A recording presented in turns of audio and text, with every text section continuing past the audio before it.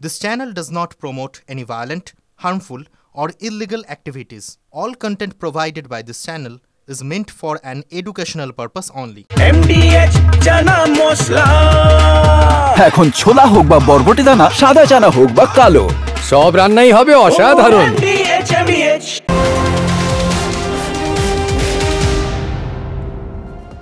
নমস্কার, দেখছেন টিভি9 বাংলা। দুপুরে সুপার প্রাইম টাইমে আপনাদের সঙ্গে আমি অনির্বাণ। ফুল অ্যান্ড ফাইনালি আর আমার সঙ্গে রয়েছে আমার সহকর্মী দীপ। দীপ, আজ ফুল অ্যান্ড ফাইনালের শুরুতেই চাকরিহারা যোগ্য শিক্ষকদের যে পুনর্বহালের দাবি ছিল, পরীক্ষা ছাড়াই পুনর্বহালের দাবি, এবং সেই দাবিতে তাদের যে মিছিলের কথা ছিল সেই খবরে চোখ রাখি। সেই মিছিল ইতিমধ্যেই ছত্রভঙ্গ করে দিয়েছে পুলিশ। আমাদের সঙ্গে এই মুহূর্তে আমাদের দুই প্রতিনিধি রয়েছেন, মধুকল্পিতা এবং সৌরভ। আমরা দুজনের সঙ্গে কথা বলবো, কিন্তু এই মুহূর্তে যে ছবি পাচ্ছি আমরা সেদিকে একবার নজর রাখবো। এটা ডরিনা ক্রসিং এর ছবি দেখতে পাচ্ছেন। যোগ্য চাকরিহারা শিক্ষকদের নবান্ন অভিযান শুরুর আগেই ধরপাকড় করলো এবং ছিন্ন বিচ্ছিন্ন করে দিল, ছত্রভঙ্গ করে দিল পুলিশ। সম্মান যে এভাবে পুলিশের তরফে আমাদেরকে হাত ধরে নিয়ে যাওয়া হবে। আমাদের ক্লাসরুমে থাকার কথা ছিল, হাতে চক ডাস্টার থাকার কথা।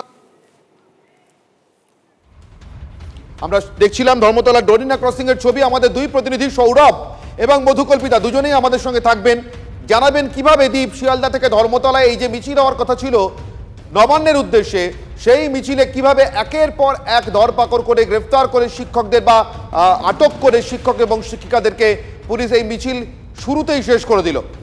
ধর্মতলা থেকে গ্রেফতার করা হলো চাকরিহারা শিক্ষক এবং চাকরিহারাদের আন্দোলনের অন্যতম নেতা চিন্ময় মণ্ডলকে। সরাসরি চলে যাব সৌরভের কাছে। সৌরভ এবং মধুকল্পিতা, তোমাদের দুজনের কাছ থেকে জানতে চাইবো, শুরুতে সৌরভ তোমার কাছ থেকে যদি দেখতে চাই এই মুহূর্তের ছবিটা।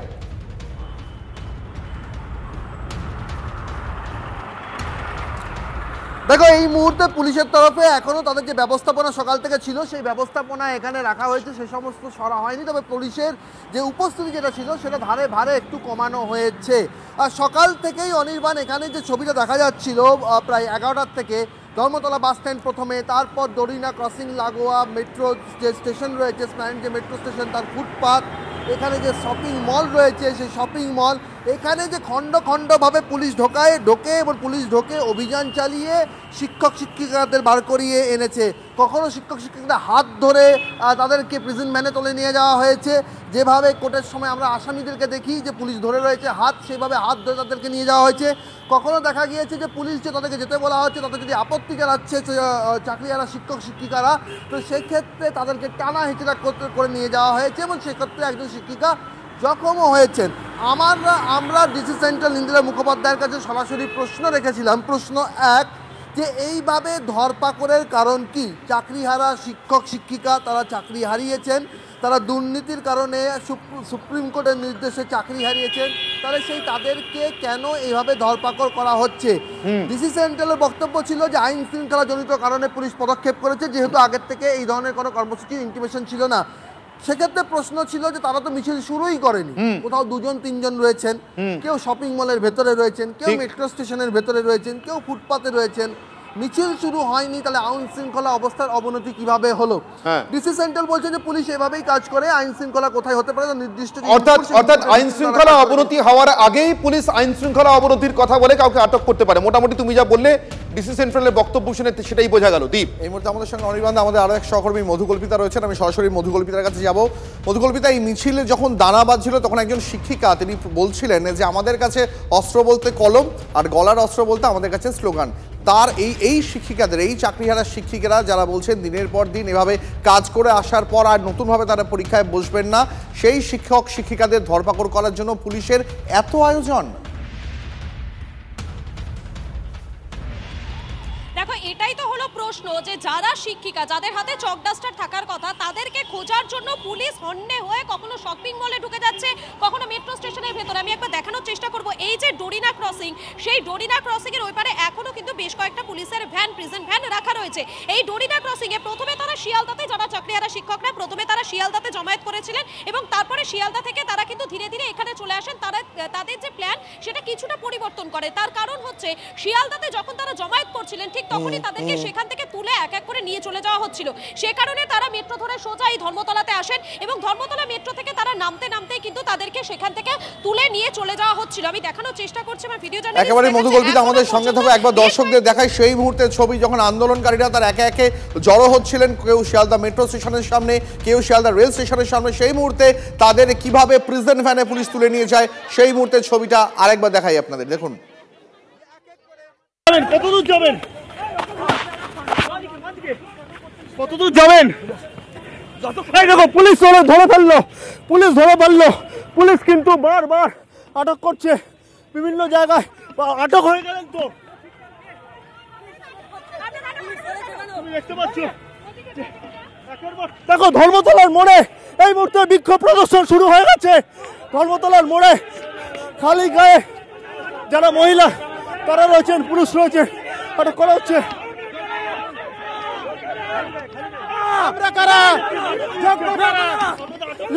আটক করেছে জোরপূর্বক আমাদের শান্তিপূর্ণ মিছিল উপরে এইভাবে। আজকে পশ্চিমবঙ্গে যে একটা আইন শৃঙ্খলার কোনো কিচ্ছু নেই, আমরা পুলিশ পারমিশন করে মেল করে আজকে মিছিলের পারমিশন নিয়েছিলাম, তা সত্ত্বেও আমাদেরকে শান্তিপূর্ণ মিছিল করা হচ্ছে। বসে পড়েছেন, পুলিশ এই মুহূর্তে তোলার চেষ্টা করছে।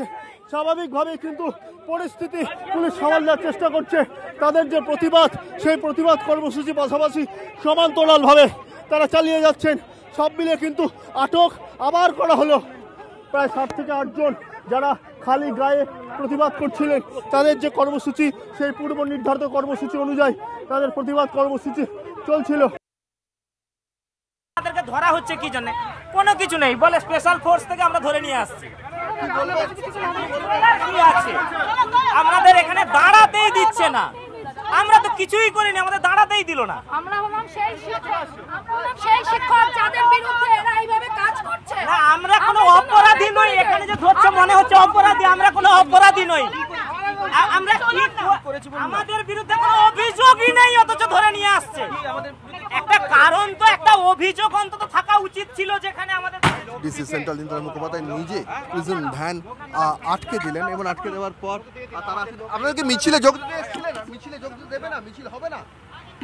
মিছিল তো ভঙ্গ করার জন্য উনারা লেগেছেন, তা আমরা তো এখানে দাঁড়াইনি, আমরা শহীদ মিনারে ওখানে ছিলাম। ওখান থেকেই আমাদেরকে হঠাৎ মাত্র ধরে নিয়ে আসা হলো, বললো স্পেশাল ফোর্স এসেছে। আমাদের একজন সহযোদ্ধা মারা গেছে, আমরা সবাই ভীষণভাবে ডিপ্রেস, ভীষণভাবে আমরা হেরে গেছি।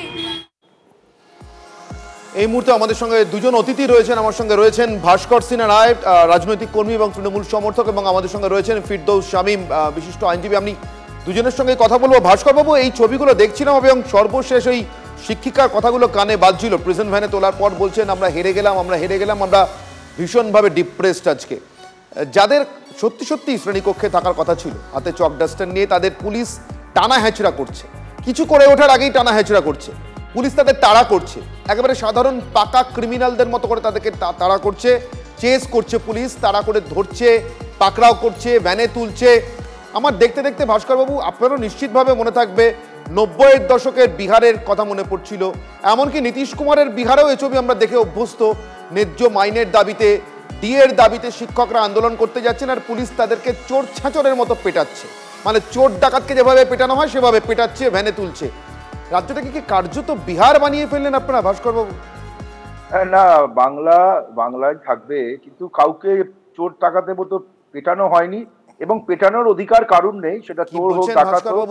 এবং এখানে লাঠি এবং লাঠি ভুলে গেলেন, পেটানো হয়নি। আমি যদি কথা লাঠি এবং লাঠি যদি আপনি বাধা দিয়ে দেন, শুনুন, শুরুতে আমি জাস্ট মনে করিয়ে দিলাম, লাঠি আর লাঠিটা মনে করিয়ে দিলাম। তারা যে ওখানে গেছিলেন, আইনতভাবে পুলিশ তাদেরকে ধরতে পারে, কারণ তারা মিছিল করার উদ্দেশ্যে বেআইনি, সেই মিছিলের কোনো পারমিশন নেই এবং তারা বলছেন ওই মিছিল সংগঠিত করবেন। পুলিশ তাদেরকে প্রিভেন্ট করতে পারে, প্রিভেন্টিভ অ্যারেস্ট করতে পারে, এবং পুলিশ কোনো বেআইনি কাজ করেনি। আজ যে মিছিলটার কথা বলছেন, সেই মিছিলে কোনো অনুমতি ছিল না। শহরের রাজপথ দিয়ে মিছিল করার জন্য অনুমতি নিতে হয়, সেই জন্য সেই অনুমতি ছিল না এবং পুলিশের সম্পূর্ণ অধিকার আছে প্রিভেন্টিভ অ্যারেস্ট করা। ভাস্করবাবু, সমস্ত কিছুকে আইন শৃঙ্খলা দিয়ে দেখা যায়। যে মুক ও বধির, মাফ করবেন ভাস্করবাবু, যে মুক ও বধির যে তরুণীকে নিয়ে মমতা বন্দ্যোপাধ্যায় সেদিন মহাকরণে তৎকালীন মুখ্যমন্ত্রী জ্যোতি বসুর সঙ্গে দেখা করতে গিয়েছিলেন, সেদিনকে তারও কোনো অ্যাপয়েন্টমেন্ট ছিল না। কিন্তু অ্যাপয়েন্টমেন্ট না থাকার অজুহাতে, শুধুমাত্র অ্যাপয়েন্টমেন্ট না থাকার অজুহাতে, তাকে কি সেদিন মহাকরণ থেকে বের করে দেওয়াটা ঠিক হয়েছিল না? সেদিনকে ওটা মানবিকতার সঙ্গে দেখা উচিত ছিল। কোনটা? না না না, দেখুন, একটা ধর্ষণ সংগঠিত হয়েছিল, মমতা বন্দ্যোপাধ্যায় সেই জন্য এখানে 26,000 মানুষের চাকরি চলে গিয়েছে, এখানে 26,000 পরিবারের প্রতি ভয়ঙ্কর একটা ক্রাইম সংগঠিত হয়েছে, তাদের রুজি-রুটি কেড়ে নেওয়া হয়েছে। না না, ক্রাইম সংগঠিত হয়েছে বলছেন, সেই ক্রাইমের বিচার চলছে।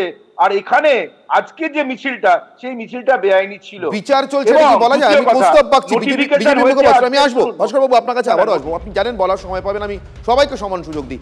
কৌস্তব বাগচি বিজেপি মুখপাত্র আমার সঙ্গে রয়েছেন। কৌস্তব, নিতান্ত আইন শৃঙ্খলার সমস্যা হিসেবে এটাকে দেখছে তৃণমূল কংগ্রেস বা তাদের পরিচালিত সরকার, তাদের পরিচালিত পুলিশ, সেখান থেকে দেখার কথা ছিল। আর সেভাবে দেখতে গিয়ে আজকে শিক্ষিকারা যা বলছেন, শিক্ষকরা যা বলছেন, আমরা হেরে গেলাম, এটা কি আমাদের জাতি হিসেবে শোনার কথা ছিল? কৌস্তব, একটা অডিও ক্লিপ গতকাল থেকে খুব ঘুরছে, লোকজন বলছে অনুব্রত মণ্ডল নাকি বোলপুর থানার আইসিকে যা তা বলেছে, বোলপুর থানার আইসির মা এবং বউকে বলছে ওকে নিয়ে আয়, হ্যাঁ, ওর সাথে যৌনতায় লিপ্ত হওয়ার কথাবার্তা বলছে। হ্যালো, শোনা যাচ্ছে? শোনা যাচ্ছে কৌস্তব। হ্যাঁ, তার সাথে যৌনতায় লিপ্ত হওয়ার কথাবার্তা বলছে। তো একজন থানার আইসিকে এই কথাটা বলা, ভাস্করবাবু বলবেন এটা কতটা আইন স্বীকৃত? আজকে তো সেইভাবে দেখতে গেলে আজকে তো ওকে বাড়ি থেকে তুলে এনে কলার ধরে হিরির করে মারতে মারতে পুলিশের প্রিজন ভ্যানে তোলা উচিত ছিল। তো সেটা না করে আজকে নিরীহ চাকরিহারাদের মারছে। এটাই তো হচ্ছে আমাদের রাজ্যের আইন শৃঙ্খলার পরিস্থিতি। তো এই পুলিশকে মা বোন তুলে গালাগাল দেবে না তো কি করবে? ঠিকই আছে, অনুব্রত মণ্ডলের মতন লোকেরা যা যা করছে। এই সমস্ত পুলিশেরা যদি এত কিছু শোনার পরেও তৃণমূল নেতাদের হয়ে বিরোধীদের উপর, সাধারণ মানুষের উপরে নিপীড়ন নির্যাতন করে, তাহলে এখন বলছে বউকে নিয়ে আয়, মাকে নিয়ে আয়, এরপরে বলবে এবারে পুলিশকে বাড়িতে হাতে করে ঘরের মধ্যে ঢুকিয়ে দিয়ে আসতে হবে। আমাদের সঙ্গে থাকুন কৌস্তব, আমার সঙ্গে ফিরদৌস শামীম রয়েছেন, বিশিষ্ট আইনজীবী। ফিরদৌস বাবু, যেহেতু আপনি একজন আইনজীবী, তাই আপনার কাছে জিজ্ঞাসা করছি। হ্যাঁ, নিশ্চিতভাবে অনুমতি ছিল না, সেই জায়গা থেকে দেখলে হয়তো কোটানকোট বেআইনি, কিন্তু এই কয়েকজন শিক্ষক এবং শিক্ষিকা এরা যদি নবান্নে পর্যন্ত পৌঁছানোর চেষ্টাও করতেন, নবান্নর ঠিক আগেও এদেরকে আটকানো যেত। এরা কতটা থ্রেট হয়ে উঠতে পারতেন আইন শৃঙ্খলার জন্য বলে আপনার মনে হয় যে তাদেরকে এভাবে আগাম ধরপাকড় করে প্রিজন ভ্যানে তুলতে হলো? প্রথম কথা বলি, সংবিধান সম্মতভাবে পুলিশের কাছে অনুমতি নেওয়ার কোনো প্রশ্নই নেই। কেউ কোনো জায়গায় কিছু মানুষ একত্রীভূত হওয়ার জন্য আমাদের সংবিধান অধিকার দিয়েছে সেই মানুষগুলোকে একত্রীভূত হওয়ার, তার জন্য পুলিশ কোনোভাবেই অনুমতি দিতে পারে না, ফলে অনুমতি নিয়ে কোনোদিন আন্দোলন হয় না, প্রথম। দ্বিতীয় হচ্ছে যে এই ছেলেমেয়েরা কেন এই আন্দোলনটি করছে, তার কারণ এই ছেলেমেয়েরা মনে করছে আমরা রাজ্য সরকার, এসএসসি এবং বোর্ড দ্বারা প্রতারিত হয়েছি। এবং শুধু তাই না, সুপ্রিম কোর্টের জাজমেন্টের পরে আপনারা জানেন নিশ্চিতভাবেই গতকাল তারা যে রুল ফ্রেমিং করেছে, সেই রুলে নিশ্চিতভাবে তারা মনে করছেন তারা আরো বেশি অগ্নিকুণ্ডে তাদেরকে ফেলে দেওয়া হলো, এবং তার যথার্থ কারণ রয়েছে। তার কারণ দেখুন, আগেকার যে রুল দেখবেন 2016 সালের রুলের সঙ্গে 2025 সালের রুলের যদি আপনি কম্পেয়ার করেন, তাহলে আগের রুলে যেখানে একাডেমিক পারফরমেন্সের উপর ভিত্তি করে 35 নাম্বার বরাদ্দ ছিল, সেটা কমিয়ে 10 করা হয়েছে। অর্থাৎ যে লেস মেরিটোরিয়াস ক্যান্ডিডেট, যারা একাডেমিক পারফরমেন্স পোর, তারা বেসিক্যালি রিটেন এক্সামিনেশন, ডেমো এবং ইন্টারভিউ, এই তিনটে মিলে 80 আর টিচিং এক্সপিরিয়েন্সের 10, অর্থাৎ 90।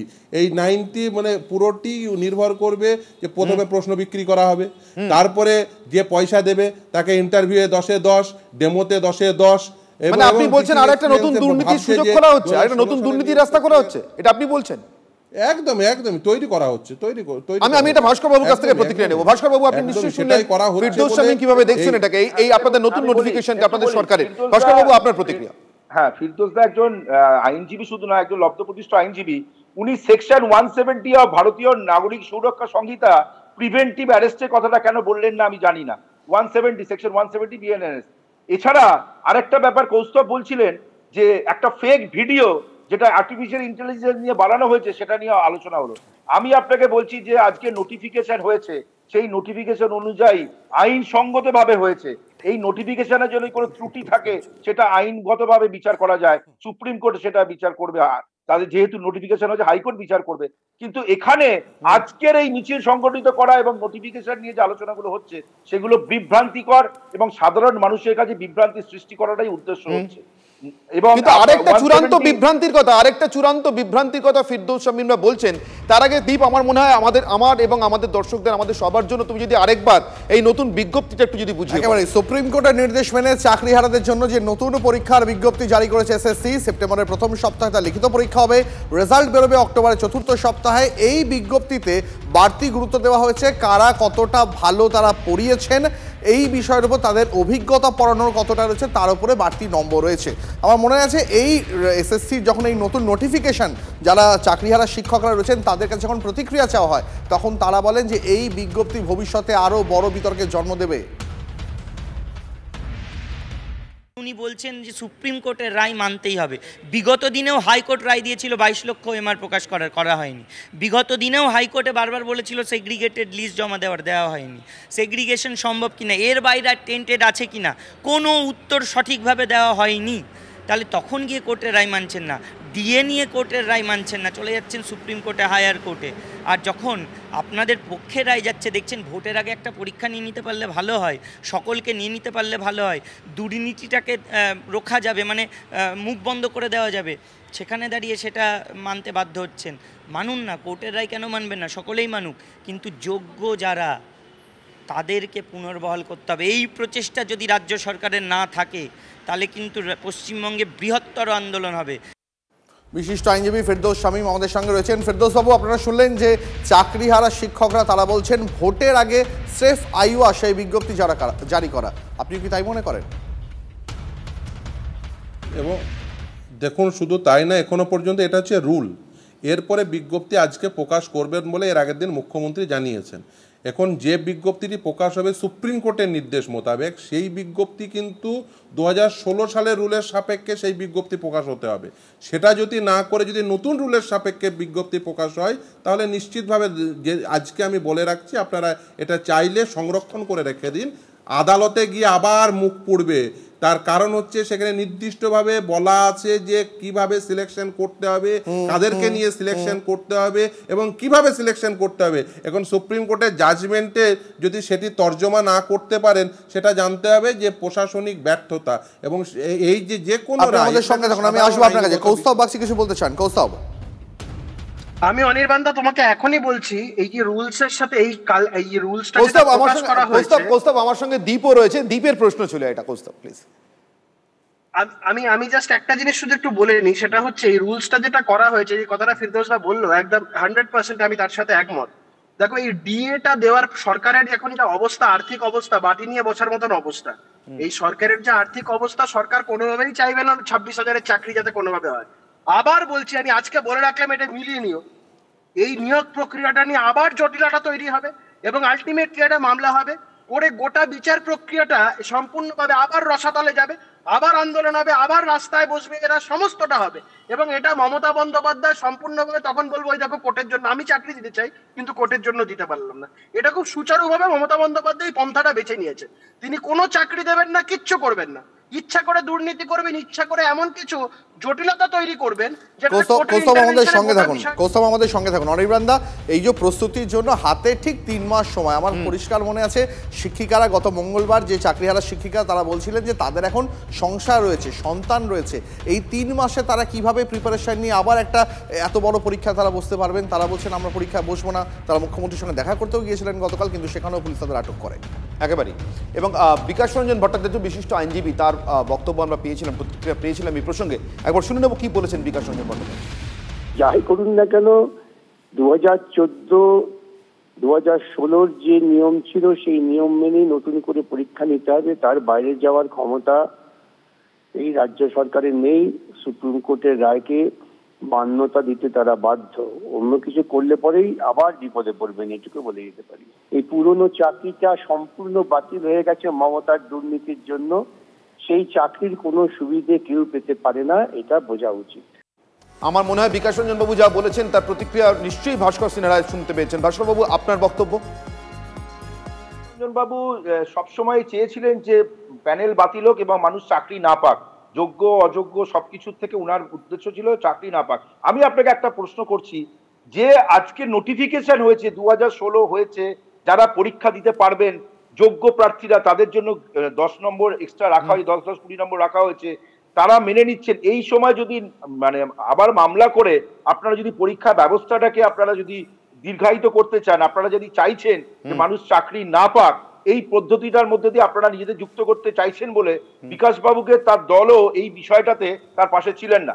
আমি আপনাকে দায়িত্ব নিয়ে বলছি, বিকাশ রঞ্জন ভট্টাচার্য বাবু পুরোপুরি প্যানেল বাতিলের দাবি করেছিলেন, তারা যোগ্য অযোগ্যর কথা বলেনি, প্যানেল বাতিলের দাবি করেছিলেন। সেটা হওয়ার পর তারা কুমিরের কান্না দেখিয়েছিলেন। আজও সেই দিন এসছে হয়তো যে তারা এখন আরো আইনের জটিলতার মধ্যে গিয়ে এই নোটিফিকেশনটার বিরুদ্ধে আবার কোনো মামলা করে। গতকাল প্রধানমন্ত্রী নরেন্দ্র মোদী যখন তার ভাষণে রাজ্যের বিভিন্ন দুর্নীতির প্রসঙ্গের কথা আনেন, তখন কিন্তু এই শিক্ষক নিয়োগ দুর্নীতি নিয়ে তিনি এই কথাটি বলেছিলেন যে সরকারি ক্ষমতায় আসীন দল তারা এটা এখনো পর্যন্ত মানতেই নারাজ, যে তাদের দুর্নীতির জন্য এতগুলো চাকরি গেছে, তারা আদালতকে নিশানা করছে, তারা আইনজীবীদের নিশানা করছে, ব্যবস্থাকে নিশানা করছে। নিয়ম বহির্ভূত কিছু হওয়া, নিয়মের বাইরে কিছু হওয়া, তার সঙ্গে দুর্নীতির তদন্ত যে চলছে, এখনো যে ব্যক্তি দুর্নীতিগ্রস্ত সেই ব্যক্তি কনভিক্টেড কেন হলেন না? কেন এখনো অব্দি সিবিআই বার করতে পারলো না যে এই ব্যক্তি বা এদের দুর্নীতির জন্য এই বিষয়টা হয়েছে?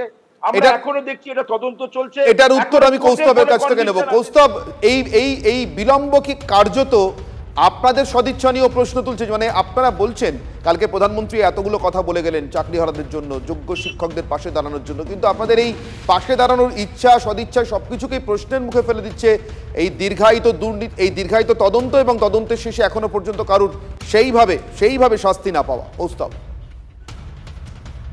দেখুন এটা না বিজেপির বা কেন্দ্রীয় সরকারের এই প্রধানমন্ত্রীর ইচ্ছার উপরে চলে না যে সিবিআই কিভাবে তাদের ইনভেস্টিগেশন কন্ডাক্ট করবে। আর যদি সেটাই হতো, আজকে ইডির একজন উচ্চ পদস্থ একজন আধিকারিক গ্রেপ্তার হয়েছে ঘুষ কাণ্ডের এতে। তো সেই জন্য এটা সম্পূর্ণ ইন্ডিপেন্ডেন্ট, তারা তাদের ইন্ডিপেন্ডেন্ট মাইন্ড অ্যাপ্লাই করে তাদের প্রসেস অফ ইনভেস্টিগেশন সম্পূর্ণ তাদের উপরে। এটা নিয়ে কেন্দ্রীয় সরকারের আমরা তো সবাই চাই, এই বিলম্বটা নিয়ে তো আমাদের নিজেদেরও খারাপ লাগা আছে কেন হচ্ছে, কিন্তু বিষয়টা তো এখানে এমন না এটা পশ্চিমবঙ্গের পুলিশ না যে নিশ্চিতভাবে এই বিলম্ব না, নিশ্চিতভাবে আমি আপনার সঙ্গে একমত কৌস্তব যে এই বিলম্ব কখনোই দুর্নীতিকে বা দুর্নীতি যারা করেছেন তাদেরকে জাস্টিফাই করে না, তাদের দুর্নীতিকে জাস্টিফাই করে না, কিন্তু এই বিলম্ব যারা দুর্নীতির বিচার চাইছেন তাদেরকেও কিন্তু ডিপ্রেশনে ফেলছে। মানে এই যে শিক্ষক শিক্ষিকারা বলছেন আমরা খুব ডিপ্রেসড, তাদের ডিপ্রেশনের একটা কারণ তো এটাই যে তারা অহেতুক যোগ্য হয়েও তাদের চাকরিটা চলে গেল, কিন্তু যারা অযোগ্য হয়ে চাকরি পেয়েছিলেন এবং যারা দিয়েছিলেন তারা এখনো পর্যন্ত শাস্তি পেলেন না। সিবিআই কে আপনারা যতই মানে যে যাই করুক না কেন, এই সিবিআই এর জন্যই কিন্তু পার্থ চট্টোপাধ্যায় বলুন বা ইডির জন্য বলুন, যেটাই বলুন, সেন্ট্রাল এজেন্সি গুলোর কারণেই কিন্তু পশ্চিমবঙ্গে আমরা তৃণমূলের তাবড় নেতাদের গ্রেফতার গুলো কিন্তু এই কেন্দ্রীয় এজেন্সি গুলোর জন্যই দেখেছি। আমি কেন্দ্রীয় শিক্ষা প্রতিমন্ত্রী সুকান্ত মজুমদার এবং রাজ্য বিজেপি সভাপতি তার প্রতিক্রিয়া শুনবো এই প্রসঙ্গে। সরকার বারবার জটিলতা ইচ্ছে করে তৈরি করছে, কারণ এই রাজ্য সরকার চাকরি দিতে চায় না, রাজ্য সরকারের ভাড়ার সম্পূর্ণভাবে শূন্য। রাজ্য সরকার ঘুরপথে ওই ডেমনস্ট্রেশনের নাম্বার এবং তার সাথে এই ভাইবার নাম্বার এগুলোকে বাড়িয়ে যোগ্যদের সাথে সাথে অযোগ্যদেরকেও চাকরি পাইয়ে দেওয়ার চেষ্টায় আছে। কারণ এই অযোগ্য যারা তারা টাকা দিয়েছে ফেলো করি মাখো তেল এই ফর্মুলায় তৃণমূল কংগ্রেসের, এবং এরাই হচ্ছে তৃণমূল কংগ্রেসের মালিক।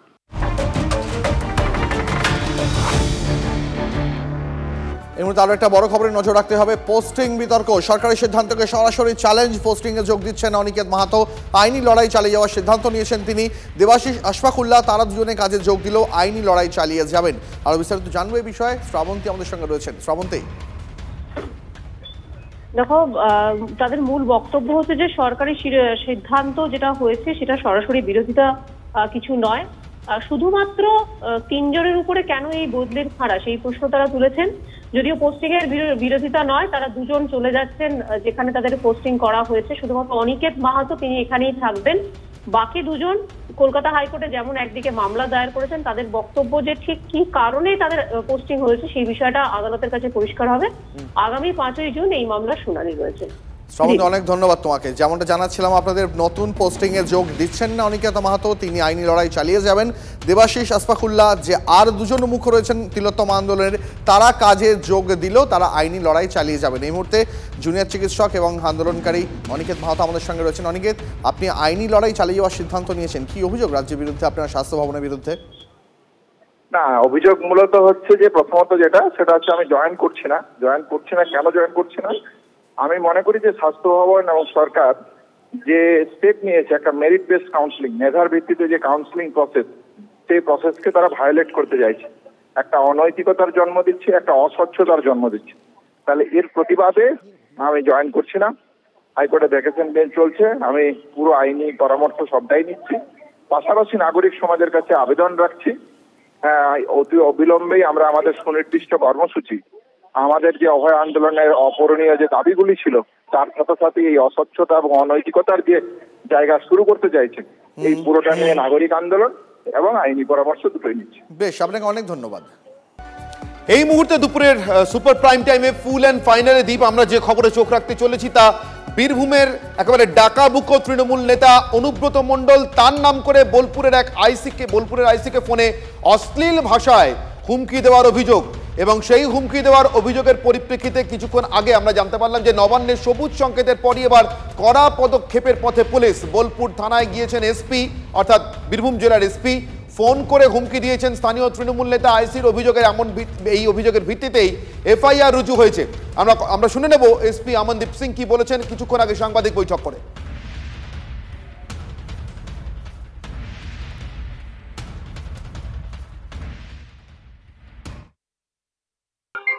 আমাদের এসে বোলপুর লিটল আন্ডার কমপ্লেন করেছেন কি দুদিন আগে ওনাকে একজন এখানে লোকাল নেতা ওভার টেলিফোন ভার্বাল অ্যাবিউজ করেছে। রিগার্ডিং দ্যাট এই ঘটনার ক্ষেত্রে আমরা একটা এফআইআর স্পেসিফিক স্টার্ট করেছি, অ্যান্ড তারপরে আমরা এই ঘটনাতে যত স্ট্রং লিগাল অ্যাকশন নেওয়ার দরকার আছে সেটা আমরা নিচ্ছি। অ্যাজ পার ল, আইন অনুযায়ী যা যা নেওয়ার অ্যাকশন নেওয়ার আছে আমরা সব অ্যাকশন নেব। স্ট্রং লিগাল অ্যাকশন নেওয়া হবে বলছেন এসপি। যে ঘটনার পরিপ্রেক্ষিতে, যে অশ্লীল হুমকির পরিপ্রেক্ষিতে, অশ্লীল ভাষায় যে হুমকির পরিপ্রেক্ষিতে এই স্ট্রং লিগাল অ্যাকশন নেওয়ার কথা বলছেন এসপি দীপ, সেই হুমকিগুলো বা সেই কথাগুলো আপনাদেরকে প্রায় শোনাতেই পারবো না। তার কারণ তার প্রত্যেকটা সেন্টেন্সে, প্রত্যেকটা বাক্যে 5টা 6টা 7টা শব্দের মধ্যে 4টে অন্তত এমন অশ্লীল শব্দ যা আমরা সাধারণত উচ্চারণ করি না, উচ্চারণ করতে লজ্জা পাই। এমন শব্দে, এমন বাছা বাছা অশ্লীল শব্দে একজন আইসিকে অনুব্রত মণ্ডলের নাম করে ফোনে হুমকি দেওয়া যায়। তিনি কি অনুব্রত মণ্ডলই? বীরভূমের পুলিশ সুপার আমনদীপ আমরা দেখলাম অনুব্রত মণ্ডলের নাম মুখে আনলেন না। আমি যে কথা বলছিলাম আপনাদেরকে, বিজেপি রাজ্য সভাপতি সুকান্ত মজুমদার এই অডিও ক্লিপটি টুইট করেছিলেন। তিনি টুইটে বলেছিলেন যেটা অনুব্রত মণ্ডলই করেছেন। তার টুইট করা যে অংশ, সেখান থেকে অডিও ক্লিপের যতটুকু অংশ আপনাদের শোনানো যায়, আর আপনাদের বলেছি ইতিমধ্যেই এমন অশ্লীল শব্দ, অকথ্য শব্দ, অশ্রাব্য শব্দ তার শোনা যায় না, শোনানোও যায় না, যতটা শোনানো সম্ভব আপনাদের জন্য।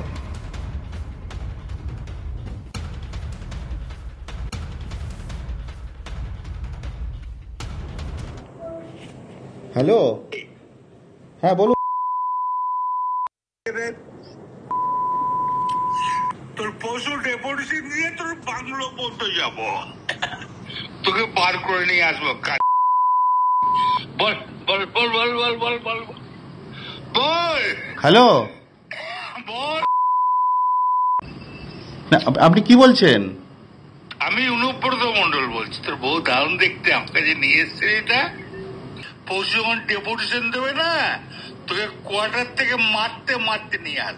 হ্যাঁ হ্যালো, রাজীব কুমার, আমি অনুব্রত মণ্ডল বলছি। সরাবে না নাকি? হ্যাঁ, পশু ডেপুটেশন দিয়েছি, মারবে কি? মারবো দেখুন আমি। এক কাজলের গু খায়, তাই না? আমরা কারোর লোক নই, আপনি ভুল ভাবছেন। অর্থাৎ অনুব্রত মণ্ডলের এত রাগের একটা কারণ অন্তত জানা গেল, সেটা হচ্ছে ওই আইসি যাকে তিনি এই হুমকি দিচ্ছেন, যদি সত্যি এটা অনুব্রত মণ্ডলের কণ্ঠস্বর হয়ে থাকে, আমরা জানি না, এখনো পর্যন্ত পুলিশের এসপি তার নাম নেননি। যদি সত্যি ইনি অনুব্রত মণ্ডল হয়ে থাকেন তাহলে বা যিনি এই ফোন করেছেন তার রাগের কারণ যে তিনি কাজল শেখের গোষ্ঠী করেন তৃণমূল কংগ্রেসের ভিতরে। এমনকি এই ব্যক্তি এতটাই প্রভাবশালী যে তিনি রাজীব কুমারকে পর্যন্ত ফোন করেছেন বলে কথোপকথনে শোনা যাচ্ছে, যদিও ফোনের উল্টো দিকে রাজীব কুমারই ছিলেন কিনা, তিনিই ফোনটা ধরেছিলেন কিনা আমরা সেটাও এখনো পর্যন্ত জানি না, কারণ পুলিশের তদন্ত চলছে। এই মুহূর্তে আমাদের বীরভূমের প্রতিনিধি হিমাদ্রি আমাদের সঙ্গে রয়েছেন। হিমাদ্রি, পুরো বিষয়টা তোমার কাছ থেকে একবার বুঝতে চাইবো। হিমাদ্রি, শোনা যাচ্ছে? গত দুদিন আগে এই এই যে অডিও, সেই কথোপকথন হয়েছে এমনটাই কিন্তু পুলিশ সূত্রে জানা যাচ্ছে। এবং যেই অডিওতে শোনা যাচ্ছে অশ্লীল ভাষায় একজন আইসিকে গালাগালি করছেন, অপরদিকে রয়েছেন অনুব্রত মণ্ডল, এমনটাই কিন্তু যে অডিও সেটাতে মনে করা হচ্ছে। যদিও অডিও সত্যতা এখনো যাচাই করা হয়নি, পুলিশ সেই কাজ করবে। ইতিমধ্যেই কিন্তু বীরভূম জেলা পুলিশ সুপার এসডিপিও তারা বোলপুর থানায় এসেছিলেন এবং সেখানে একটি প্রায় 30 থেকে 35 মিনিটের বৈঠক হয়। তারপর পুলিশ সুপার তিনি সংবাদ মাধ্যমকে জানালেন স্ট্রং অ্যাকশন নেওয়া হবে এবং যে এফআইআর করা হয়েছে সেখানে কি অনুব্রত মণ্ডলের নাম রয়েছে সেটা নিয়ে যদিও এখনো পর্যন্ত ধোঁয়াশা রয়েছে, সেটা পুলিশের পক্ষ থেকে এখনো ক্লিয়ার করা হয়নি। তবে পুলিশের পক্ষ থেকে জানানো হয়েছে একজন স্থানীয় তৃণমূল নেতা তিনি গালাগালি করেছেন, অর্থাৎ অডিওটা যে সত্য সেটা কিন্তু পুলিশের পক্ষ থেকে আপাতত মনে করা হচ্ছে। পরবর্তী ক্ষেত্রে আরো তদন্ত হবে এবং একাধিক ধারায় কিন্তু ওই অপরিচিত তৃণমূল নেতার বুঝতে চাইবো হিমাদ্রি, একটা বিষয়, একটাই কথা, পুলিশের তরফ থেকে অডিওটা যে সত্য সেটা স্বীকার করা হচ্ছে, তাহলে সেই অডিওর মধ্যে আমরা যখন রাজীব কুমারের নাম করে কাউকে কথা বলতে শুনছি, সত্যি কি সেই ফোনটা রাজীব কুমারের কাছে গিয়েছিল, রাজ্য পুলিশের শীর্ষ কর্তার কাছে গিয়েছিল? দেখো সেটাও কিন্তু খতিয়ে দেখা হচ্ছে পুলিশের পক্ষ থেকে যে আদৌ অনুব্রত মণ্ডল বা যেই অডিও শোনা যাচ্ছে তিনি সেই সময় রাজীব কুমারকে কি ফোন করেছিলেন, তাকে ফোন করে কি এই ধরনের তার সামনে অশ্লীল ভাষা বলেছেন, সেটা নিয়েও কিন্তু প্রশ্ন উঠছে এবং সেটা নিয়েও তদন্ত কিন্তু ইতিমধ্যেই শুরু হয়েছে। সবটা ঘিরেই কিন্তু তদন্ত করছে বীরভূম জেলা পুলিশ। আপাতত ধন্যবাদ তোমাকে হিমাদ্রি, কথা বলছিলাম আমাদের বীরভূমের প্রতিনিধি হিমাদ্রির সঙ্গে। এই মুহূর্তে নিউজ রুম থেকে আমাদের সঙ্গে আমাদের আরেক সহকর্মী তন্ময় প্রামাণিক রয়েছেন। তন্ময়দা, বীরভূমে দীর্ঘদিন ধরে তুমি রিপোর্টিং করে এসছো, আপনার অনেক খবর বীরভূম থেকে তুমি খুঁজে নিয়ে এসছো TV9 বাংলার জন্য, যেগুলো পরবর্তীতে বারবার শিরোনাম এবং ব্রেকিং নিউজে জন্ম দিয়েছে। গতকাল থেকে বীরভূমে অনুব্রত মণ্ডলের নাম করে যে অডিও ঘুরে বেড়াচ্ছে, বিজেপি নেতারা দাবি করছেন যে অডিওটি অনুব্রত মণ্ডলের, যদি সত্যি সত্যি সেটা অনুব্রত মণ্ডলের হয় বা না হয়, বীরভূমের রাজনীতিতে এই মুহূর্তে কিন্তু একটা আলোড়ন পড়ে গেছে। কারণ অনুব্রত মণ্ডল জেল থেকে ফেরার পরে মোটামুটি শান্ত ছিলেন, তাকে যে মেজাজে আগে দেখা যেত সেই মেজাজে ইদানিং তাকে দেখতে পাওয়া যাচ্ছিল না। কিন্তু এই অডিওটা আবারও কিন্তু অনুব্রত মণ্ডলকে তার স্বমহিমায় স্বমেজাজে এমনটাই অভিযোগ তুলছে বিজেপি। দেখো একেবারেই তাই, যেটা বলছিলাম যে তুমি যে কথা বলছিলে, হিমাদ্রি যে কথা বলছিল, অনির্বাণ যে কথা বলছিল, সেটা হচ্ছে অনুব্রত মণ্ডলের অডিও কিনা সেটা এখন যাচাই হবে।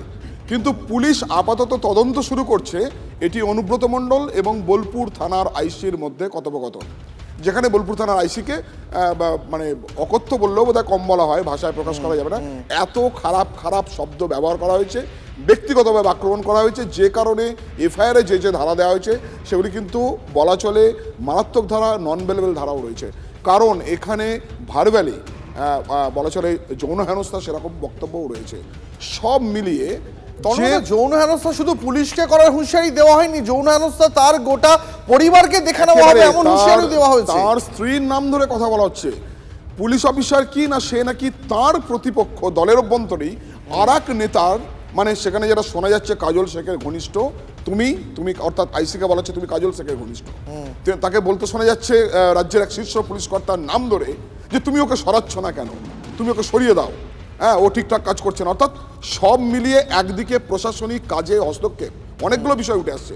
প্রশাসনিক কাজে কিভাবে অনুব্রত মণ্ডল হস্তক্ষেপ করেন, এই অডিওটা বোধ হয় যদি অনুব্রত মণ্ডল অডিও হয়ে থাকে তাহলে একেবারে খুললাম হয়ে গেল। কিন্তু বীরভূমের মাটিতে তাহলে কার সাহস হলো এত বড় যে একেবারে পুলিশকে সরাসরি ফোন করে এই ভাষাতে হুঁশিয়ারি দেবে? সেও তো জানতো যে এই অডিও ক্লিপ ভাইরাল, মানে প্রকাশ্যে, কারণ সেই গলায় শোনাই যাচ্ছে যে আমার কথা তুমি রেকর্ড করছো আমি জানি। সেও তো জানতো যে ব্যক্তি টেলিফোন করেছে যে এই অডিও ক্লিপ বাইরে আসবে, এটা নিয়ে তদন্ত হতে পারে। দেখো যে ভাষায় কথা বলেছেন, যে ভাষায় আক্রমণ করা হয়েছে, বাড়ির পরিবারের লোকজনদেরকে টেনে আনা হয়েছে, স্ত্রীকে টেনে আনা হয়েছে, মাকে টেনে আনা হয়েছে, এই জায়গায় এটা কারোর পক্ষে, একজন সাধারণ মানুষের পক্ষে, তিনি পুলিশ হন, তিনি রাজনীতিবিদ হন, তিনি সাধারণ মানুষ হন, তিনি দোকানদার হন, তিনি অন্য কিছু বিক্রেতা হন, যে কোনো সাধারণ মানুষের পক্ষে এটা নেওয়াটা কঠিন কাজ। যেটুকু জানা যাচ্ছে জেলা পুলিশ সূত্রে যে যখন এই কথোপকথন হয় তখন রেকর্ড করা হয়, তার আগে থেকেও এই কথোপকথন চলছিল বলে বীরভূম জেলা পুলিশ সূত্রে খবর।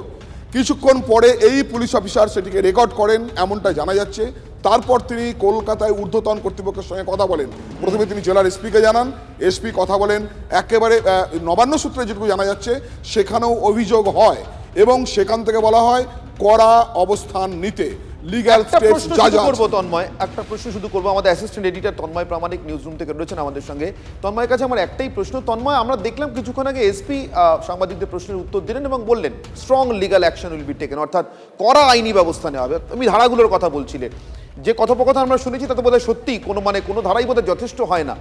কিন্তু আমার প্রশ্ন একটাই, সব কিছুর পরিপ্রেক্ষিতে এই ব্যক্তি তিনি অনুব্রত মণ্ডল কিনা, এই নামটা এখনো মুখে আনতে বীরভূম পুলিশের সুপারের, বীরভূমের পুলিশ সুপারের আপত্তি আছে কি কোথাও? মানে তার কোথায় আটকাচ্ছে? কেন জিজ্ঞাসা করছি তন্ময়, প্রথমত এই ফোন কলটির নিশ্চয়ই একটা সামগ্রিক সত্যতা আগে পুলিশ বিচার করে দেখেছে, সত্যতা পেয়েছে।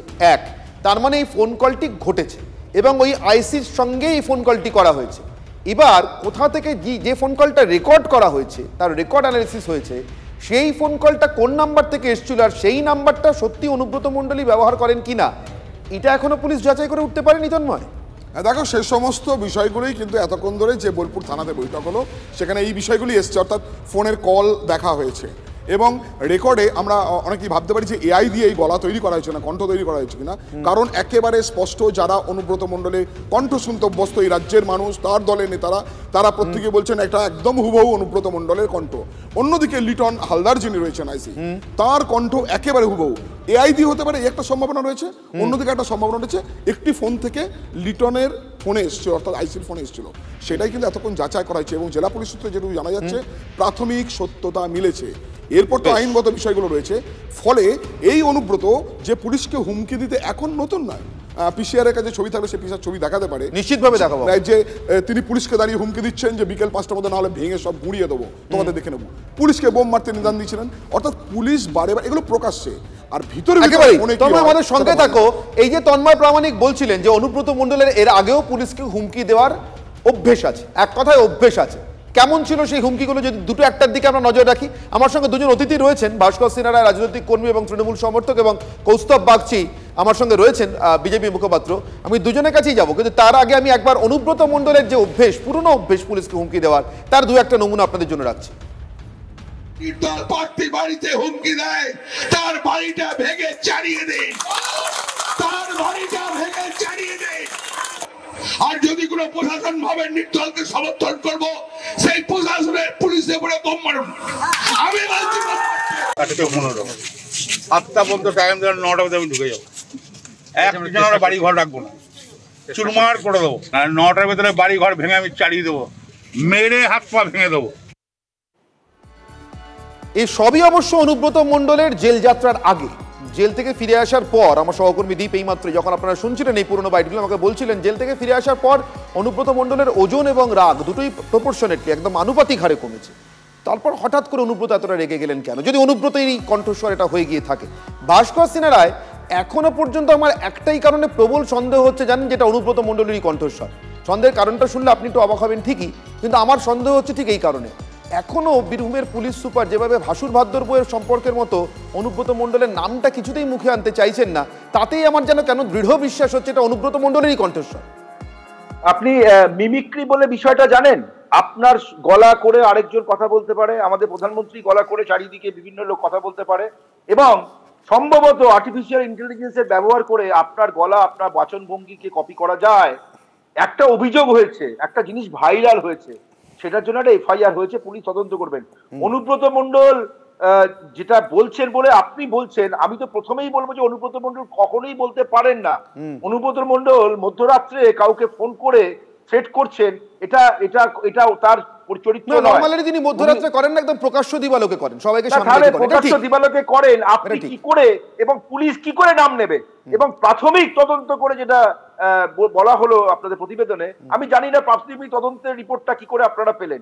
একটা জিনিস ভাইরাল হয়েছে এবং এখন আর্টিফিশিয়াল ইন্টেলিজেন্সে আপনার মতন গলা করে ফোনে টাকা চাওয়া, নিশ্চিতভাবে ভাস্কর বাবু, আমার মতো কলাপড়ে ফোনে যে কোনো রকমের অপরাধমূলক কাজকর্মই যদি কেউ করে থাকেন নিশ্চিতভাবে সেটা এআই এর মাধ্যমে সম্ভব, এটাও ঠিক, একদম ঠিক।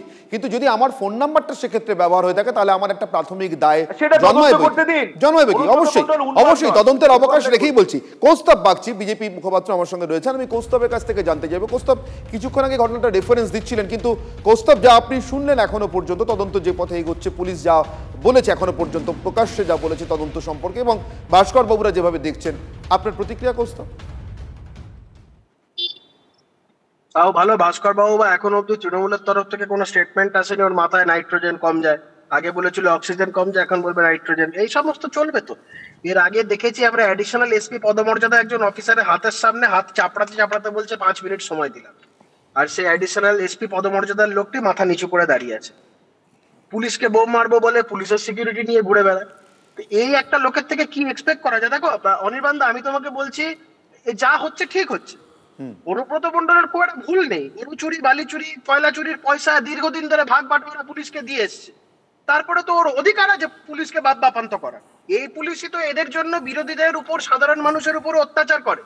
আজকে যদি কোনো সাধারণ একটা বিষয় আমি আপনাদের দৃষ্টি আকর্ষণ করছি, যেটা ভাস্কর বাবু বলছিলেন, মানে তারও রীতিমতো চোখে লেগেছে ব্যাপারটা, যে অনুব্রত মণ্ডল সাধারণভাবে দিনের আলোয় প্রকাশ্যে 500 সংবাদ মাধ্যমের সামনে পুলিশকে হুমকি দিতে অভ্যস্ত, প্রকাশ্য মঞ্চ থেকে মাইক বেঁধে পুলিশকে বোম মারতে বলা অভ্যস্ত।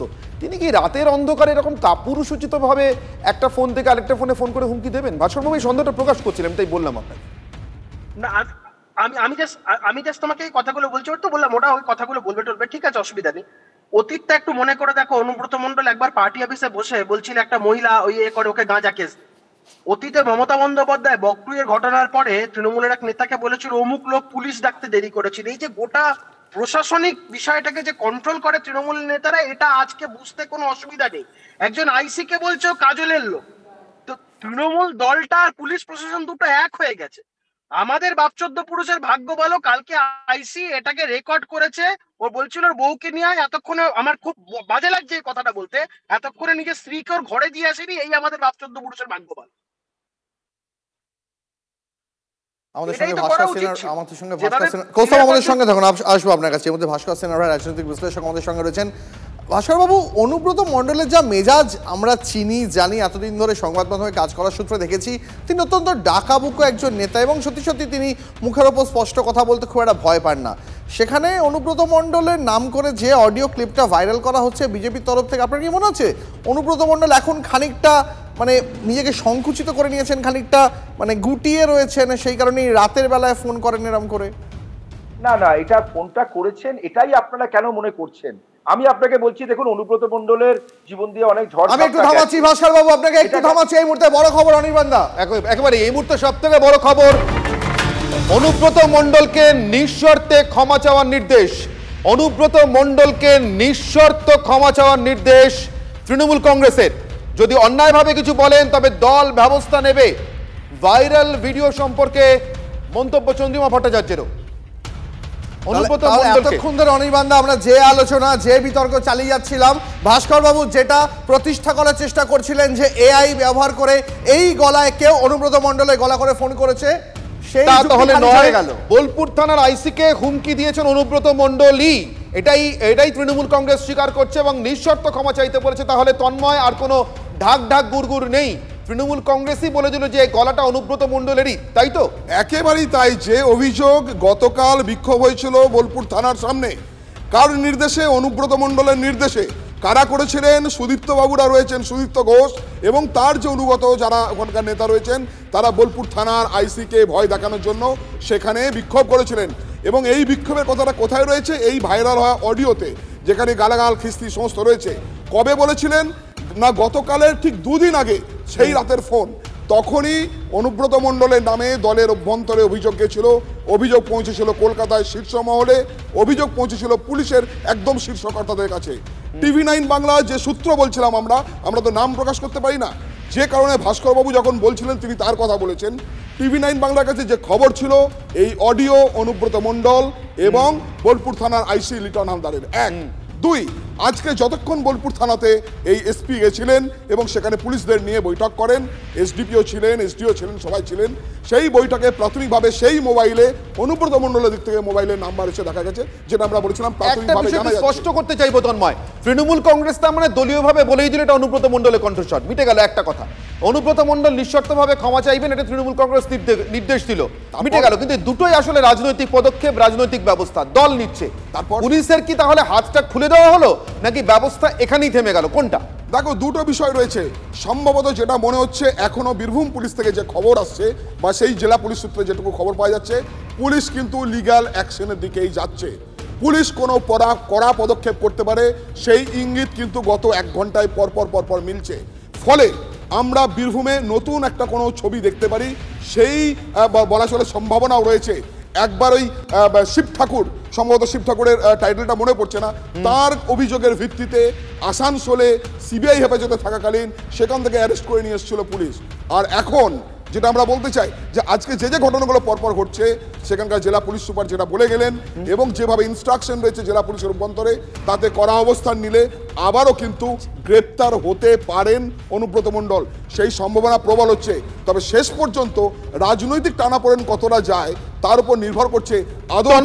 তুমি আমার সঙ্গে থাকো, তন্ময় প্লিজ আমার সঙ্গে থাকো। আমাদের অ্যাসিস্ট্যান্ট এডিটর তন্ময় প্রামাণিক আমার সঙ্গে রয়েছেন সরাসরি নিউজরুম থেকে। আমি চলে যাবো হিমাদ্রির কাছে। হিমাদ্রি, কিছুক্ষণ আগেও যখন তোমরা কথা বলেছিলে, আমাদের বীরভূমের প্রতিনিধি হিমাদ্রি রয়েছেন আমাদের সঙ্গে দ্বীপ, কিছুক্ষণ আগেও হিমাদ্রি যখন তোমরা কথা বলছিলে তখন পুলিশ সুপার কিন্তু নামটা করলেন না, বললেন তৃণমূল নেতা। তিনি কিন্তু নামটা মুখে আনতে চাননি, তৃণমূল কংগ্রেস নামটা বলে দিল। এবার কি পুলিশ নামটা মুখে আনবে?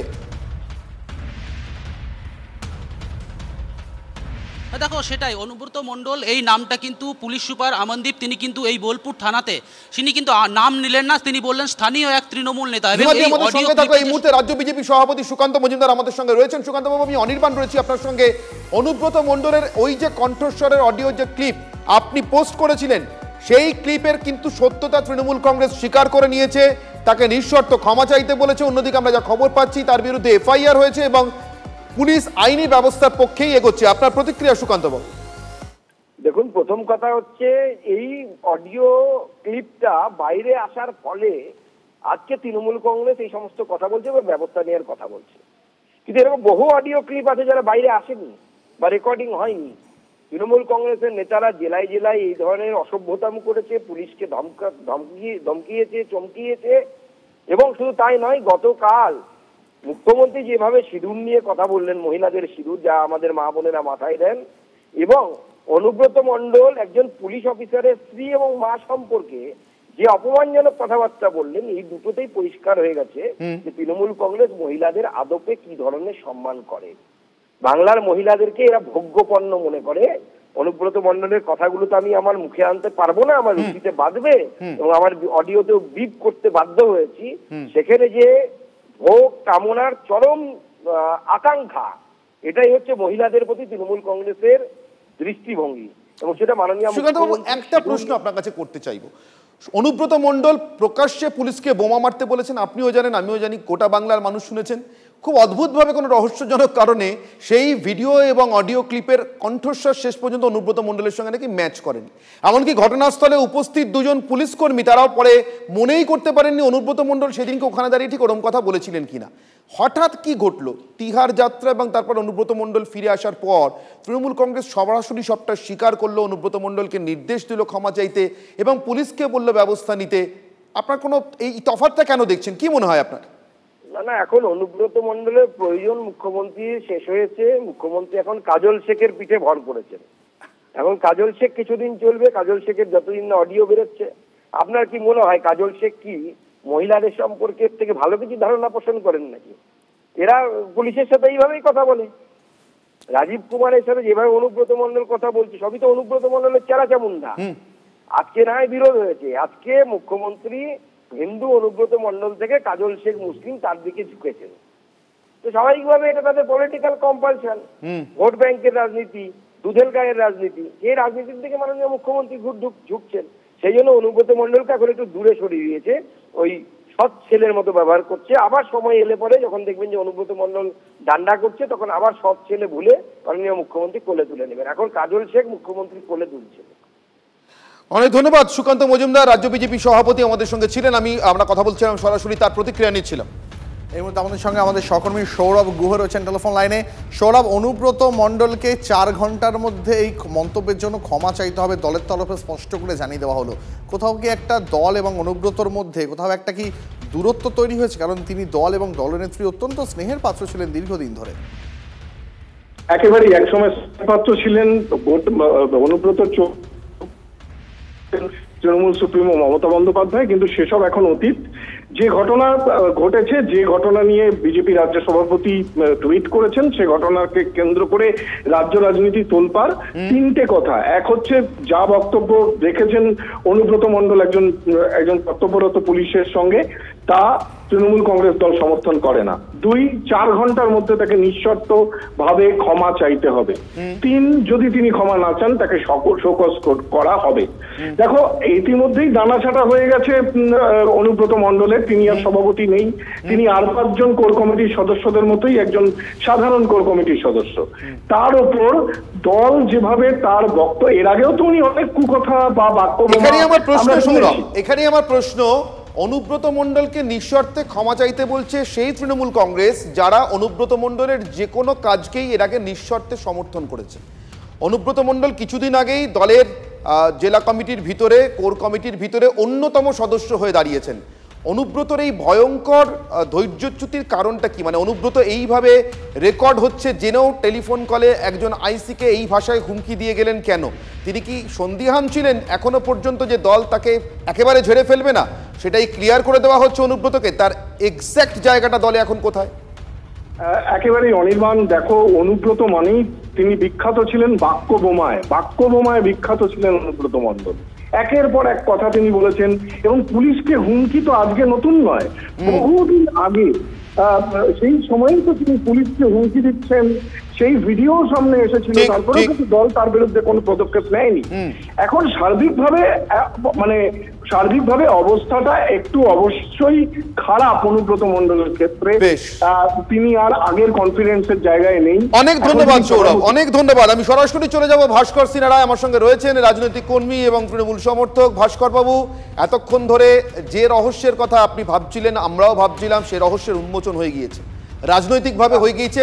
প্রশাসনিকভাবে পুলিশ কতটা এগোবে সেটা আমি সত্যিই জানি না, সেটা আমরা বোধহয় কেউই জানি না। তবে জানি না তৃণমূল কংগ্রেস হাত খুলে দেওয়ারই মতো করে একটা সংকেত দিল কিনা পুলিশকে। কিন্তু ভাস্কর বাবু, এটা স্পষ্ট হলো তিহার যাত্রার পর সকলেই সমানভাবে সুদৃঢ় না। অনুব্রত মণ্ডলের ওজন এবং রাগ কমেন্সারেটলি কম ছিল, ঠিক কথা, প্রপোর্শনেটলি কম ছিল। কিন্তু তিহার যাত্রা সঞ্জয় গান্ধীকে যতটা বদলাতে পেরেছিল, অনুব্রত মণ্ডলকে অতটা বদলাতে পারেনি। তাহলে দেখুন, আমি এখনো অব্দি চন্দ্রিমা ভট্টাচার্য বলেছেন বলে যেটা আপনারা খবর দেখাচ্ছেন, সেই সাংবাদিক সম্মেলনটাতে যদি শুনতে পেতাম ভালো হতো। কিন্তু পুলিশ যখন এফআইআর করেছে, শুনবেন চন্দ্রিমা ভট্টাচার্যের বক্তব্য শুনবেন? আচ্ছা, শুনিয়ে দিচ্ছি, শুনে নিন চন্দ্রিমা ভট্টাচার্যের বক্তব্য শোনা দরকার, শুনে নিন। কি টুইট করেছেন না করেছেন জানি না, কিন্তু আমরা কেউই এখানে ভালো করে শুনিনি। তবে একটা দেখছি সংবাদ মাধ্যমে যে কোনো একটা অডিও ভাইরাল হয়েছে। যদি কোথাও কোনো অন্যায়ভাবে কিছু বলেন, সেখানে আমাদের দলের যারা নেতৃত্ব আছেন তারা নজরে রাখছে। এটা ছিল চন্দ্রিমা ভট্টাচার্যের বক্তব্য, এবং তারপরে তৃণমূল কংগ্রেসের পক্ষ থেকে জানিয়ে দেওয়া হয়েছে তাকে তিনি যেন নিঃশর্ত ক্ষমা চেয়ে নেন, এবং 4 ঘন্টা সময়সীমা বেঁধে দেওয়া হয়েছে। ভাস্কর বাবু, উনি বলেছেন উনি শুনেছেন, উনি নিজে শোনেননি। যদি হয়ে থাকে, আপনারা এখনো অব্দি উনার কথাটা দল থেকে বলা হলো এরকম কিন্তু উনি বলেননি। উনি একটা ভাইরাল ভিডিও সম্পর্কে বলেছেন। যদি উনি করে থাকেন তাহলে ক্ষমা চাওয়ার কথাটা বলেছেন, কিন্তু এখন উনি বলেছেন কিনা সেটাই এখন প্রতিষ্ঠিত হয়নি। আপনারা দল বলে দিচ্ছে ভাস্কর বাবু অনুব্রত মণ্ডলকে 4 ঘন্টার মধ্যে নিঃশর্ত ক্ষমা চাইতে। একবার ভাস্কর বাবুকে আমরা একবার স্ক্রিনে সেই টুইটটা অল ইন্ডিয়া তৃণমূল কংগ্রেসের তরফ থেকে ভেরিফাইড প্রোফাইল থেকে যে এক্স হ্যান্ডেলে পোস্ট করা হয়েছে, সেই পোস্টই ভাস্কর বাবুকে একটু দেখাই বড়। এক্স্যাক্টলি, আপনার সামনে যদি স্ক্রিন থাকে একবার দেখুন ভাস্কর বাবু। আপনার জন্য আমি অল ইন্ডিয়া তৃণমূল কংগ্রেসের টুইটটাও স্ক্রিনে রাখলাম। টিভি9 বাংলা স্ক্রিনে এই মুহূর্তে অল ইন্ডিয়া তৃণমূল কংগ্রেসের টুইটটা রয়েছে। পড়ে শোনাই অনির্বাণ, একবার পড়ে শোনাই। তৃণমূল কংগ্রেসের তরফ থেকে যেটা বলা হয়েছে, অনুব্রত মণ্ডল একজন পুলিশ কর্তার বিরুদ্ধে যে অবমাননাকর মন্তব্য করেছেন তার সঙ্গে আমাদের দল সম্পূর্ণ দ্বিমত পোষণ করছে এবং এই মন্তব্যকে সমর্থন করছে না। তার এই অপমানজনক এবং অগ্রহণযোগ্য অশ্রাব্য ভাষার তীব্র নিন্দা জানানো হচ্ছে দলের তরফে। 4 ঘন্টার মধ্যে নিঃশর্তে ক্ষমা চান, অন্যথায় তার বিরুদ্ধে শোকজ নোটিশ জারি করা হবে। ইংরাজি টুইটটা দেখাচ্ছিলাম, এর পাশাপাশি এবার আপনাদের বাংলা টুইটটাও দেখাই। ভাস্কর বাবু দেখুন, বাংলা টুইটটাও দেখাচ্ছি আপনাকে। এই বাংলা টুইটটা চলছে, ভাস্করবাবু দেখে নিন। অনুব্রত মণ্ডল একজন পুলিশ কর্মকর্তার বিরুদ্ধে যে অবমাননাকর মন্তব্য করেছেন তার সঙ্গে আমাদের দল সম্পূর্ণ দ্বিমত পোষণ করছে এবং এই মন্তব্যকে সমর্থন করছেন না। আমরা তার অপমানজনক ও অগ্রহণযোগ্য অশ্রাব্য ভাষার তীব্র নিন্দা জানাচ্ছি। দল তাকে নির্দেশ দিচ্ছে তিনি যেন আগামী 4 ঘন্টার মধ্যে নিঃশর্ত ক্ষমা চান, অন্যথায় তার বিরুদ্ধে শোকজ নোটিশ জারি করা হবে। আর ইতিমধ্যেই দলের তরফ থেকে শোকজ নোটিশ জারি করার আগেই, অর্থাৎ 4 ঘন্টা এখনো যেহেতু কাটেনি, তার আগেই প্রশাসনিক একটা ব্যবস্থা হয়ে গেল। কি ব্যবস্থা হলো? নতুন সেই ব্রেকিং। দীপ, তোমার কাছ থেকে শুনবো। এই মুহূর্তে জানিয়ে রাখি আপনাদের, এই মুহূর্তে আরো বড় একটা ব্রেকিং নিউজ। দলের কড়া বার্তার পরেই অনুব্রত মণ্ডলের নিরাপত্তা কমে গেল। ওয়াই প্লাস ক্যাটাগরির নিরাপত্তার সঙ্গে অতিরিক্ত আরো বেশ কিছু নিরাপত্তা কর্মী পেতেন অনুব্রত। জেল থেকে বেরোনোর পরেও সেই নিরাপত্তা তার সঙ্গে বজায় ছিল, কিন্তু এবার তার সেই নিরাপত্তা কমলো কেন? দল কি তাহলে কোনো কড়া বার্তা দিতে চাইলো তাকে? দীক্ষা আমাদের সঙ্গে রয়েছেন, আরো বিস্তারিত জানাবেন এই বিষয়ে। দীক্ষা, দেখো, ইতিমধ্যে দলের তরফ থেকে বলা হয়েছে অনুব্রত মণ্ডল যদি 4 ঘন্টার মধ্যে আইসির কাছে ক্ষমা না চান তাহলে দল কিন্তু তার বিরুদ্ধে ব্যবস্থা নেবে। পাশাপাশি নবান্নের নির্দেশে কিন্তু যে আইসিকে তিনি কদর্য ভাষায় আক্রমণ করেছিলেন, সেই আইসির মাধ্যমে খবর পৌঁছে এসপি এবং এসপির মাধ্যমে স্বয়ং ডিজির কাছে খবর পৌঁছে এবং নবান্নের নির্দেশেই কিন্তু এফআইআর দায়ের হয়েছে অনুব্রত মণ্ডলের বিরুদ্ধে। দীক্ষা, এই খবরগুলো আমরা প্রত্যেকটাই দেখিয়েছি এবং জানিয়েছি। আমি নিরাপত্তা কমানো সংক্রান্ত খবরটা তোমার কাছ থেকে স্পষ্ট করতে চাইছি। দীক্ষা, যদি সেটা স্পষ্ট করে। অনুব্রত মণ্ডল বাইরে আসার, জেল থেকে বাইরে আসার পরে তিনি ওয়াই প্লাস ক্যাটাগরির নিরাপত্তা পেতেন, কিন্তু ওয়াই প্লাস ক্যাটাগরির নিরাপত্তার পাশাপাশিও তার পিএসওর সংখ্যা বেশ কিছু বাড়ানো ছিল, কিন্তু সেই যে বাড়তি পিএসও গুলো ছিল সেগুলোকে সরিয়ে দেওয়া হয়েছে ইতিমধ্যে। অর্থাৎ তিনি ওয়াই প্লাস ক্যাটাগরি পাচ্ছেন। ওয়াই প্লাসের পাশাপাশি তার যে আরো বেশি বাড়তি সংখ্যক যে নিরাপত্তা ওনাকে জন্য লোক দেওয়া থাকতো বা পিএসও দেওয়া থাকতো, সেটা ইতিমধ্যেই সরিয়ে নেওয়া হয়েছে বলে আমরা ইতিমধ্যে কিন্তু প্রশাসনিক সূত্রে জানতে পেরেছি। ধন্যবাদ দীক্ষা। বাহ, এবার রয়েছে স্বাদ। হ্যাঁ, অপূর্ব স্বাদ। এমডিএচ এর চাঙ্কি চাট মশলা, জীবনে আসল স্বাদ জাগলো। আসল মশলা, এমডিএচ।